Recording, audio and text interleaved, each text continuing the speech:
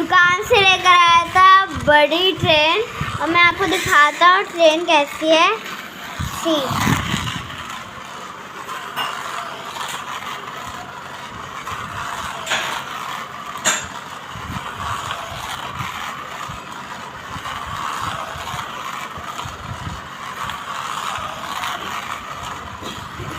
आपने देख लिया होगी गाइस, ये बहुत अच्छी ट्रेन है और ये इसके नाम है ट्रेन हाई स्पीड और ये बहुत अच्छी है। इसमें 6 पीस हैं और ये बहुत अच्छी है और इसमें बहुत अच्छे है और हम इसके अंदर ट्रैक भी हैं, मैं आपको दिखा देता हूँ। ये भी हैं इसके अंदर लगाने के लिए और मैं इधर लगा देता हूँ इसको और ये बहुत अच्छे लगाने में।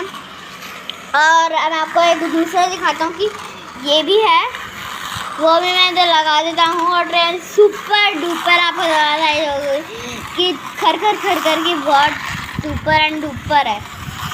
इट्स वेरी फास्ट, ये आप भी ट्राई करिएगा, बहुत अच्छा है।